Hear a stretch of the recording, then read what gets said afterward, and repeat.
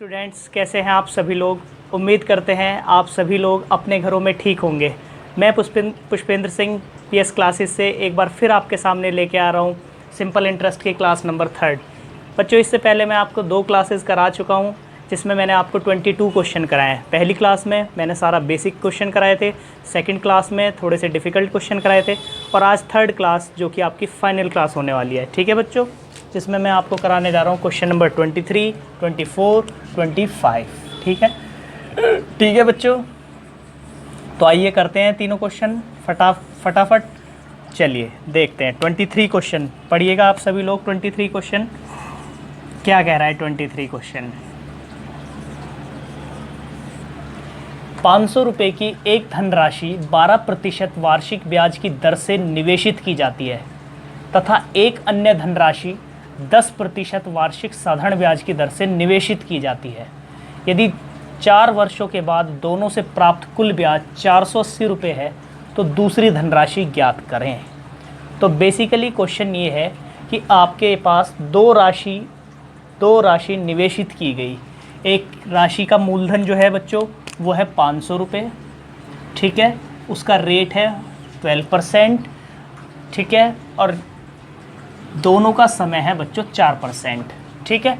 दूसरी राशि है एक अन्य धनराशि, ये रही एक अन्य धनराशि जिसका रेट है बच्चों 10%, ठीक है, समय 4 वर्ष है दोनों का, और दोनों से प्राप्त ब्याज 480 रुपये है। तो दूसरी राशि बताइए, यानी कि आपको दूसरा मूलधन बताना है। बच्चों, इस तरह के क्वेश्चन में एक चीज़ ध्यान रखना, आप केवल आपको ना इक्वेशन बनानी आनी चाहिए। ठीक, कैसी इक्वेशन वो मैं अभी आपको बता देता हूँ। देखिए इक्वेशन क्या है, वो ये कह रहा है दोनों से प्राप्त ब्याज, यानी कि दो राशि हैं, SI दिया हुआ है टोटल, ठीक है, SI दिया हुआ है टोटल, ये रहा। दोनों से प्राप्त ब्याज, साधारण ब्याज 480 रुपये दिया हुआ है, ठीक। SI की वैल्यू दी हुई है और किन्हीं दो जगह पे पैसे निवेश किए जाते हैं। पहली से कुछ ब्याज प्राप्त होगा, इसको बोलेंगे SI1। दूसरी से कुछ ब्याज प्राप्त होगा जिसको बोलेंगे बच्चों SI2। और इन दोनों से जो प्राप्त ब्याज है बच्चों, उसकी वैल्यू कितनी दी हुई है सर? उसकी वैल्यू दी हुई है 480 रुपये। तो बेसिकली बच्चों आपको ये इक्वेशन बनानी आनी चाहिए, ठीक है। अब इसमें आप देखिए, हम बिल्कुल साथ साथ क्वेश्चन कर रहे हैं। SI डायरेक्टली करते हैं। 480 रुपीज़ ये आपको दिया हुआ है बच्चों, ठीक है। ये हो जाएगा P1 R1 T1 upon 100 plus P2 R2 T2 upon 100।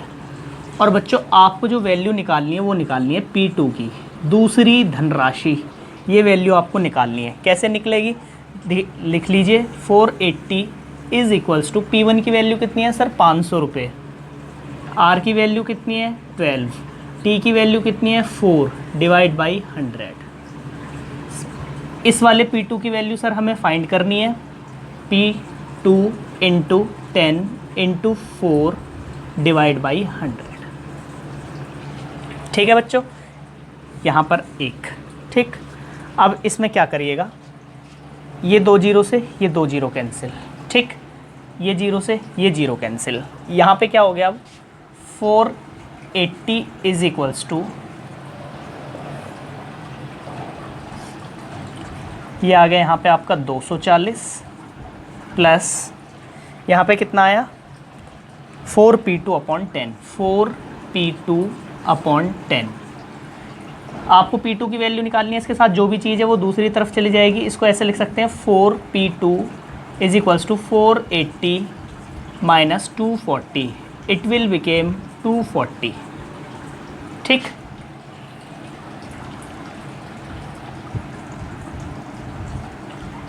P2 is equals to 240 multiply, ये 10 इधर डिवाइड में इधर मल्टीप्लाई में हो जाएगा, इट विल बिकेम 2400, ठीक है।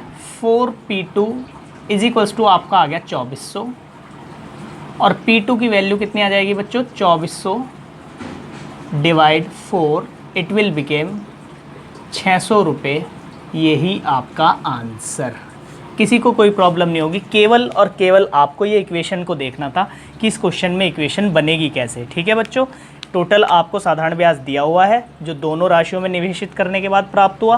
पहली राशि की वैल्यू 500 रुपये, रेट की वैल्यू 12, टाइम दोनों में 4 वर्ष दिया हुआ है। P2 की वैल्यू निकालनी थी। केवल और केवल आपको कैलकुलेशन आनी चाहिए अच्छी खासी। ठीक है बच्चों, उम्मीद करते हैं आपको समझ में आ गया होगा। तो चलिए चलते हैं नेक्स्ट क्वेश्चन पे। 24 क्वेश्चन, बस उसमें भी आपको इक्वेशन ही बनानी है और कुछ भी नहीं करना है। ठीक है बच्चों, चलिए चलते हैं नेक्स्ट क्वेश्चन। क्या कह रहा है?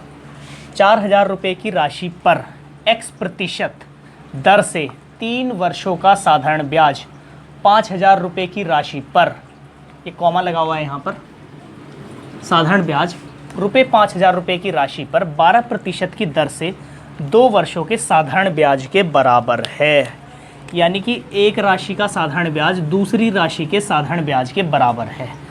Then you have to find out the value of x। ठीक है, अब बेसिकली क्वेश्चन है क्या, इक्वेशन क्या है क्वेश्चन की?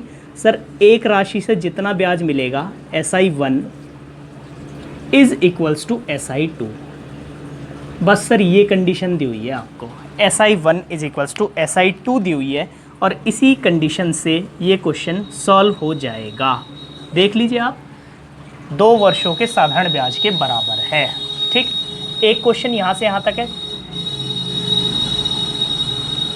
एक क्वेश्चन बच्चों आपको यहाँ से यहाँ तक है। 4000 रुपये राशि, x% दर, ये टाइम हो गया। ठीक है, अब आप इसको ऐसे भी लिख सकते हैं, P1 R1 T1 upon 100 is equals to P2 R2 T2 upon 100। ठीक है बच्चों, यहाँ पर किस किस की वैल्यू दी हुई है वो लिख लीजिए आप। P1 की वैल्यू कितनी दी हुई है? सर P1 की वैल्यू दी हुई है 4000। R1 की वैल्यू कितनी दी हुई है बच्चों? सर R1 की वैल्यू दी हुई है x%। T1 की वैल्यू कितनी दी है बच्चों? सर T1 की वैल्यू दी हुई है 3 ईयर। ठीक, यहाँ पर क्या क्या दिया हुआ है? P2 कितना दिया हुआ है? 5000। R2 कितना दिया हुआ है? 12%। और T2 कितना दिया हुआ है बच्चों? 2 ईयर। बस ये चीज़ आपको यहाँ पे पुट करनी है, कर दीजिए। 2 चीज़ें आपको दी हुई हैं, ये रहा जो चीज़ आपको गिवन है वो मैंने लिख दिया एक बार, आपको कभी आप कंफ्यूज हो जाओ बस यहाँ पे इसको लिख दीजिए। P1 की value 4000 multiply x multiply 3 divide by 100 is equals to P2 की वैल्यू है बच्चों 5000 इंटू 12 इंटू 2 अपॉन 100। सबसे पहले तो 100 से 100 कैंसिल हो गया। ठीक है बच्चों, उसके बाद यहाँ पे भी 3 जीरो है, यहाँ पे भी 3 जीरो, ये भी कैंसिल हो गई। ये 3 जीरो से ये 3 जीरो कैंसिल। ठीक है, इधर कितना बचा बच्चों? 4 तिया 12x, इधर बचा आपका 12x, यहाँ पे आपका बचा 12x। ठीक है, ये 12x आ गया। इधर कितना बचा बच्चों? 12 पंजे 60 दूनी 120, यहाँ पे हो गया 120। x is equals to 120 divide by 12, ये हो गया 10। और आपका जो रेट है पहली वाली राशि पे वो 10% था। यही आपका आंसर। ठीक है, उम्मीद करते हैं सभी लोगों को समझ में आ गया होगा। कुछ भी नहीं था क्वेश्चन में, केवल और केवल ये इक्वेशन बनानी हम लोग को आनी चाहिए। यदि आप ये इक्वेशन, बेसिकली क्या है बच्चों, आप लोगों को क्वेश्चन को ध्यान से पढ़ना है। पहली बार समझ में नहीं आ रहा, दूसरी बार पढ़िए, दूसरी बार नहीं आ रहा, तीसरी बार पढ़िए। बस केवल और केवल आपको कंसंट्रेट होकर क्वेश्चन को पढ़ना होता है और क्वेश्चन का सॉल्यूशन क्वेश्चन में ही होता है। ठीक है, उम्मीद करते हैं ये क्वेश्चन भी आप लोगों को सबको समझ में आ गया होगा। तो चलिए चलते हैं नेक्स्ट क्वेश्चन की ओर। ठीक है, क्वेश्चन नंबर 25 करने की कोशिश कीजिए आप भी। SI से बहुत ज़्यादा डिफ़िकल्ट क्वेश्चन आपको नहीं आएगा एग्ज़ाम में। SI से सिंपल क्वेश्चन आता है आपको। क्या क्वेश्चन है बच्चों, देखते हैं। 25 का सॉल्यूशन पढ़िए ध्यान से। जितना ब्याज 5 वर्षों में 4% साधारण ब्याज की दर पर 6000 रुपये का होगा। यानी कि एक क्वेश्चन ये दिया हुआ है, जितना ब्याज उतना ही ब्याज 8000 रुपये की राशि पर 3% की दर से कितने समय में होगा। That means question will be the same. SI1 पहली राशि पे जो ब्याज मिलेगा वो राशि का ब्याज दूसरी राशि पे जितना ब्याज मिलेगा उसके बराबर होगा। That is the condition. यही कंडीशन है। जितना ब्याज 5 वर्षों में 4% वार्षिक ब्याज की दर से 6,000 रुपये होगा, उतना ही ब्याज 8,000 रुपये की राशि पर 3% प्रतिवर्ष की दर से कितने समय में होगा। तो बेसिकली क्वेश्चन में क्या पूछ रहा है सर? टाइम पूछ रहा है। तो टाइम पूछ रहा है, यहाँ पे क्या लिखा जाएगा? P1 R1 T1 upon 100 is equals to P2 R2 T2 upon 100। ठीक है बच्चों, सबको समझ में आ रहा होगा? P1 की वैल्यू होगी R1 की, T1 की। लिख लीजिए यहाँ पे, लिखना चाहते हैं तो, अदरवाइज डायरेक्ट पुट कर सकते हैं आप। P1 की वैल्यू कितनी है बच्चों? सर 6000। R1 की वैल्यू कितनी है सर? 4। T की value 5 divide by 100 is equals to P2 की वैल्यू कितनी है बच्चों? 8000 है सर। मल्टीप्लाई R2 की वैल्यू कितनी है? 3%। T2 की वैल्यू आपको फाइंड करनी है 100। ये कैंसिल हो गया, 3 0 से 3 0 कैंसिल। ठीक है, ये हो गया 5 चौक 20 छिक्के 120। 120 इज इक्वल्स टू 8 या 24, ये हो गया 24। T2 is equals to 120 divide by 24। ठीक है, और ये आ जाएगा 5 ईयर। यही आपका आंसर।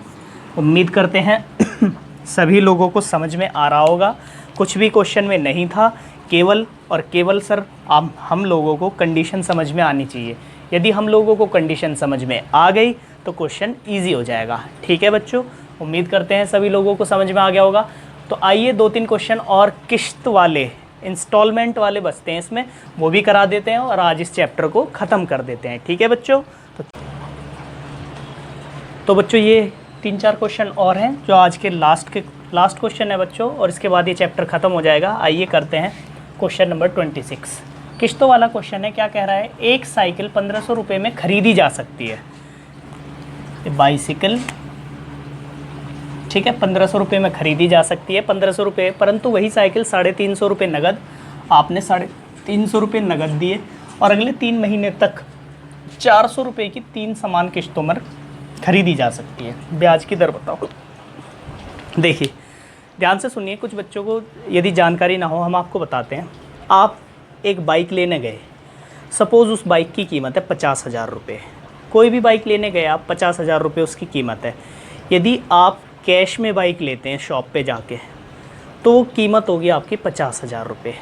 लेकिन यदि आपके पास कैश नहीं है और आप उस बाइक को किश्तों में लेना चाहते हैं, किश्तों का मतलब होता है आप हर महीने कुछ पैसे जमा करेंगे और धीरे धीरे उस बाइक की कीमत पूरी हो जाएगी।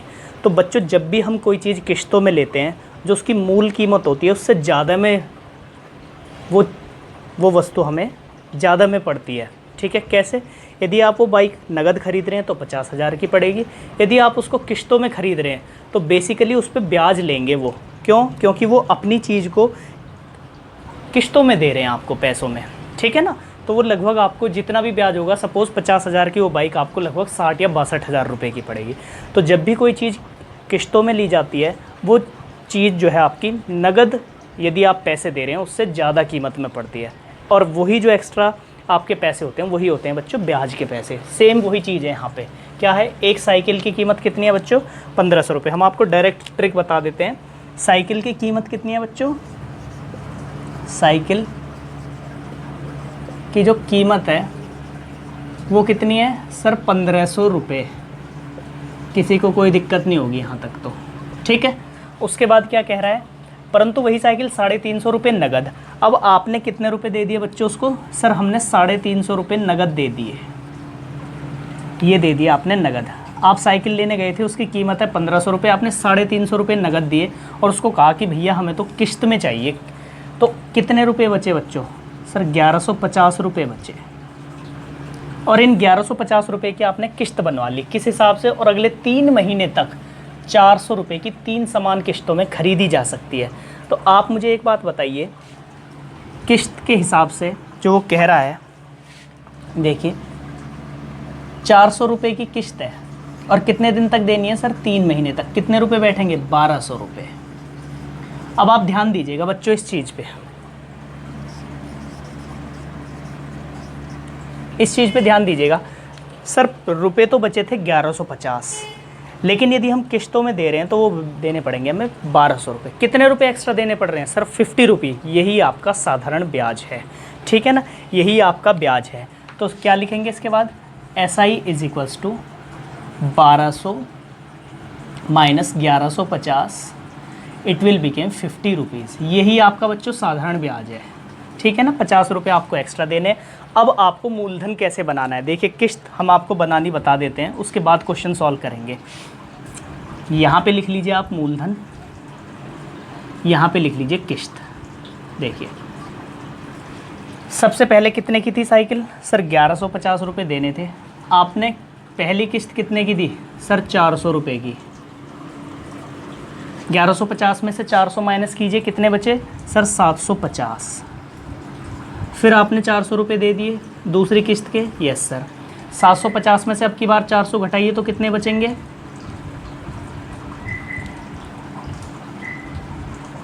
350। लेकिन तीसरी किस्त भी आप कितने की देंगे? 400 रुपये की। तो ये आपकी किस्त कंप्लीट हुई। लेकिन यहाँ पे आपके कितने मूलधन कितना बैठेगा? इसको आप जोड़ लीजिए। 0, 15 का 5, कैरी 1, 7 3 10 2 12 का 2, कैरी 1, 2 2 0। और ये क्या होगा आपका? ये होगा मूलधन। ये हम आपको बेसिक मेथड में बताएंगे कि मूलधन इतना क्यों बना। अब आपके पास क्वेश्चन में कुछ नहीं है, सारी चीज़ आपको मिल चुकी हैं। अब आप रेट निकाल सकते हो। क्या सर? पी की जो वैल्यू है वो है 2250 रुपये। टी की जो वैल्यू है, क्योंकि सर ये किस्तें जो महीनों में चल रही हैं, 3 महीने की बात चल रही है, तो महीनों को जब आप किस में बदलेंगे? ईयर में बदलेंगे, तो टाइम हमेशा कितना लिया जाएगा? 1/12 ईयर, ठीक है। टाइम हो गया 1/12। PRT। SI की वैल्यू कितनी है? 50 है। बस अब आप निकाल दीजिए। SI is equals to PRT upon 100। SI की वैल्यू 50, P की वैल्यू 2250 इंटू R की वैल्यू निकालनी है। T की वैल्यू 1/12 गुणा 100, और ये आपकी आ जाएगी R की वैल्यू बच्चों, यहाँ पे दिख नहीं रहा होगा आपको, ये R की वैल्यू आपकी सॉल्व करके आ जाएगी। हम आपको बता देते हैं, R की वैल्यू आपकी सॉल्व करके आ जाएगी 26 सही 2/3%। यही आपका आंसर। तो इस तरीके से किस्तों वाले क्वेश्चन होते हैं आपके। कैसे होते हैं? जो कीमत थी वो यहाँ लिख ली, जितना नगद दिया यहाँ पे लिख लिया, कितने बचे इतने बचे। लेकिन किस्तें कितने की है? 400 रुपये, 3 महीने की 1200 रुपये। साइकिल की कीमत बची 1150, देने हैं 1200 रुपये। कितने रुपए एक्स्ट्रा दे रहे हैं? 50। वही आपका साधारण ब्याज हो गया। ये आपने किस्त बना ली इसकी, ये मूलधन हो गया, ये किस्त होगी, PRT अपॉन 100 से निकाल लिया है, ठीक है। ये कैसे आया ये अभी हम आपको बता देते हैं, ठीक है ना। पहले आप इसको उतार लीजिए।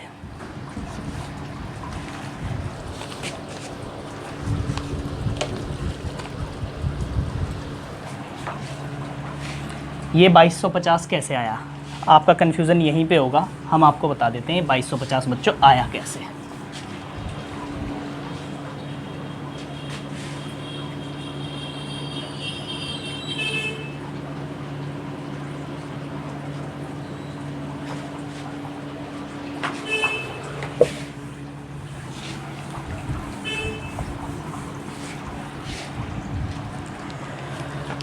सभी लोगों को पता है SI इज इक्वल्स टू क्या होता है बच्चों?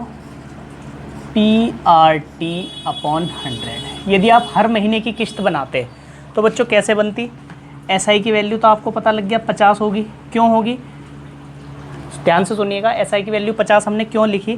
क्योंकि सर 1150 रुपये बच रहे थे और 1200 रुपये आपको देने थे, तो 50 रुपये हो गया ब्याज। PRT अपॉन 100 पहली किस्त, सेकेंड वाली, प्लस तीसरी किस्त PRT अपॉन 100। अब इसको कैसे करते बच्चों आप? पहली किस्त में आपने कितने देने थे, कितने पैसे थे जिन पे ब्याज लगता? R into 1/12, 100 into 12। अब 400 रुपये यहाँ से दे देते, फिर कितने बचते? 750 गुणा आर की वैल्यू निकालते हैं, टी की वैल्यू 1/12 प्लस फिर अब की बार 350 मल्टीप्लाई आर इंटू 100/12। इस तरीके से ये क्वेश्चन का एक्सप्लेनेशन था। तो जब आप यहाँ से 1/100 और 12 को कॉमन लेते, 1/100 इंटू 12 को कॉमन लेते, बाहर आ जाता 1150, 750 और 350 को जोड़ते तो 2250 ही आता। तो बच्चों ये है इसका बेसिक मेथड, ये था इस क्वेश्चन का बेसिक मेथड, जिससे आपका क्वेश्चन बहुत लेंदी हो जाता है, इसलिए हमने आपको ये क्वेश्चन का बेसिक मेथड नहीं कराया। अब आता है आपका नेक्स्ट क्वेश्चन। नेक्स्ट क्वेश्चन क्या कह रहा है आपका? नेक्स्ट क्वेश्चन है आपका 27। ये वाला क्वेश्चन आप खुद करके देखना, 27 होमवर्क में, ठीक है। 27 क्वेश्चन आप होमवर्क में करके देखना, ठीक है। 28, 29, 30 हम आपको करा देते हैं, और 27 जो क्वेश्चन है इसका आंसर है बच्चों आपका 10 वाले क्वेश्चन का आंसर 80% है, 80%। 28 क्वेश्चन हम आपको करा देते हैं, 28 क्वेश्चन हम आपको करा देते हैं बच्चों, ठीक है। 28 क्वेश्चन हम आपको करा देते हैं। एक आदमी ने साधारण ब्याज पर बैंक से 7,000 रुपये का कर्ज लिया। 3 वर्ष बाद उसने बैंक को 3,000 रुपये दिए। वह 5वें वर्ष के अंत में उसने बैंक को 5550 रुपये दिए और लोन चुका दिया। ब्याज की दर ज्ञात करो। अब देखिए क्वेश्चन क्या है। एक व्यक्ति ने कितने रुपए उधार लिए थे बच्चों? सर एक व्यक्ति ने उधार लिए थे बैंक से 7,000 रुपये, ठीक है। अब देखिए एक व्यक्ति ने बैंक से उधार लिए थे 7,000 रुपये।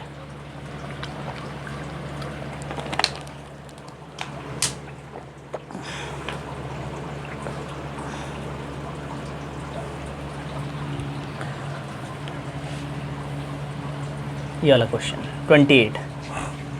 सर 7,000 रुपये एक व्यक्ति ने बैंक से, इधर लिखते हैं इस क्वेश्चन को, 7,000 रुपये सर एक व्यक्ति ने बैंक से उधार लिए,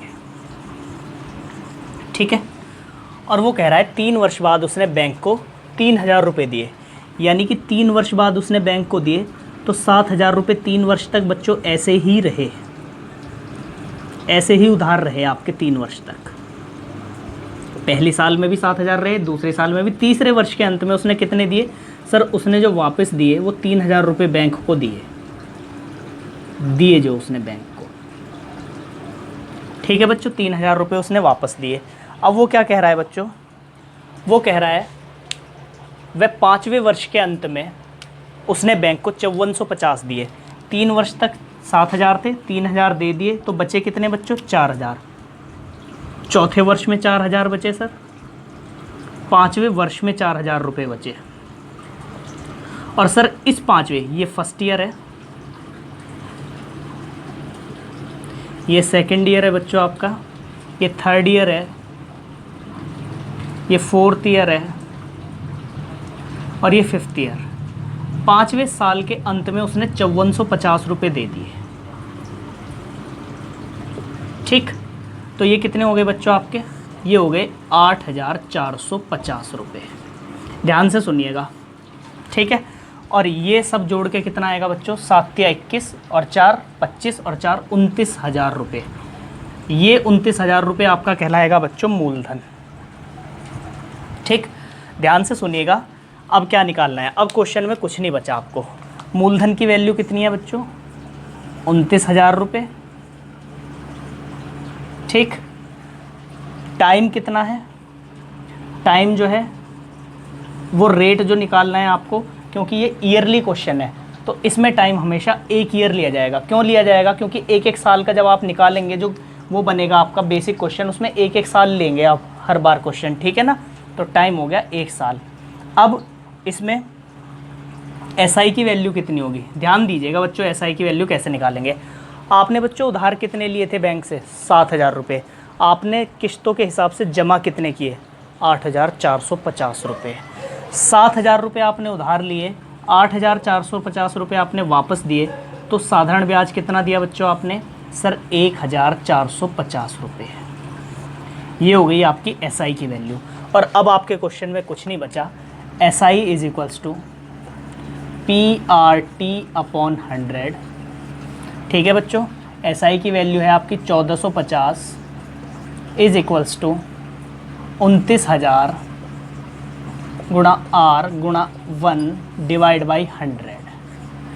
सर 1 2 1 2, एक जीरो से एक जीरो कट गई और आर की वैल्यू बच्चों आपकी आ गई, आर इज इक्वल्स टू 5%। यही आपका आंसर। नहीं समझ में आया, एक बार हम आपको दोबारा समझा देते हैं, ध्यान से सुनिएगा। एक व्यक्ति ने बच्चों 7,000 रुपये उधार लिए, ठीक है। तीसरे वर्ष के अंत में उसने 3,000 रुपये दिए, 5वें वर्ष के अंत में उसने दिए बच्चों आपको 5450। तो बेसिकली रुपये तो उसने 7,000 लिए और वापस दिया 8,450। तो 1,450 रुपये उसने एक्स्ट्रा दिए, जो कि कहलाएगा उसका साधारण ब्याज। एक बात, टाइम, क्योंकि ईयरली उसने पैसे वापस किए तो टाइम हो जाएगा 1 ईयर। अब बात आती है पी सर आपने 29,000 कैसे लिया?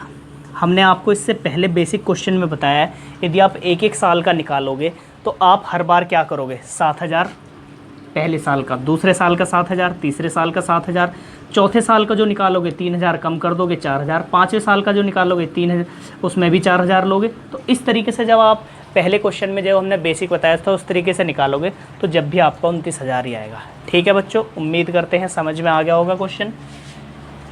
29 क्वेश्चन सेम है, ये आपको होमवर्क में है।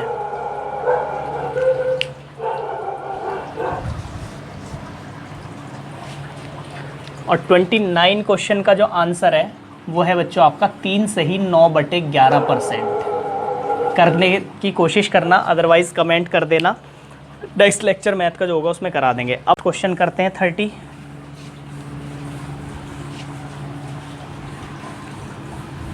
बहुत सिंपल क्वेश्चन है 30, इम्पोर्टेंट है। किसी राशि पर 5% वार्षिक ब्याज की दर से 3 वर्षों और 4 वर्षों के साधारण ब्याजों का अंतर 42 रुपये है।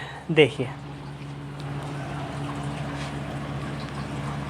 रेट 5% है इसमें, 3 वर्षों का और 4 वर्षों का। देखिए सॉल्यूशन क्या है 30 का,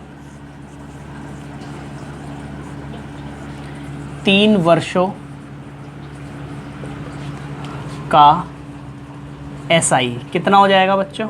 सर ये हो जाएगा time into rate, it will became 15%। 4 वर्षों का SI 4 गुणा 15% इज इक्वल्स टू 20%। ठीक है, अब इन दोनों का डिफरेंस कितना होगा? SI का डिफरेंस ऑफ SI का डिफरेंस कितना है बच्चों? 20 माइनस 15 इज इक्वल्स टू 5%। आपके अकॉर्डिंग डिफरेंस कितना है? 5%। क्वेश्चन के अकॉर्डिंग कितना है? 42%। यहीं से निकल के आ जाएगी आपकी। ठीक है, आपके अकॉर्डिंग जो डिफरेंस है 5% है सर, क्वेश्चन के अकॉर्डिंग 42%। ठीक, 1 यूनिट की वैल्यू कितनी आ जाएगी बच्चों आपकी? 42/5। पूछ क्या रहा है सर? वो पूछ रहा है वह राशि क्या है। तो आपको क्या करना है? माना राशि इज इक्वल्स टू 100 रुपीज़। बस 1 यूनिट की वैल्यू आपने निकाल ली, अब राशि की वैल्यू आप निकाल लीजिए। तो राशि कितनी होगी बच्चों आपकी? 42/5 गुणा 100। ठीक है, और ये कट जाएगा 20 बार। ठीक, और ये आ जाएगा 840 रुपये। यही आपका आंसर। कुछ नहीं था क्वेश्चन में, कुछ भी नहीं था, केवल और केवल दिखावा है। आपको आपको रेट दिया हुआ है, ये 2 साल का डिफरेंस दिया हुआ है, दोनों साल का आपने निकाल लिया SI का डिफरेंस, एक का 15 एक का 20, इनका डिफरेंस किया 5%, आपके अकॉर्डिंग 5%, क्वेश्चन के अकॉर्डिंग 42। 1 यूनिट की वैल्यू निकाली आपने, राशि मान ली 20, उससे मल्टीप्लाई कर दी। आपने राशि जो है 100 मान ली, 1 यूनिट की वैल्यू 42/5, 100 से मल्टीप्लाई करा, राशि आ गई। 2 क्वेश्चन हमने आपको होमवर्क के लिए 27 और 29। यदि आपसे ये क्वेश्चन नहीं होते तो आप कमेंट बॉक्स में डाल दीजिएगा बच्चों, हम नेक्स्ट लेक्चर में 27 और 29 क्वेश्चन आपको बता देंगे। ठीक है, आई होप आप सभी लोगों को आज का लेक्चर समझ में आ गया होगा। ठीक है, उम्मीद करते हैं सभी लोगों को समझ में आ रहा होगा। आज के लिए इतना ही। Take care, thank you, bye bye.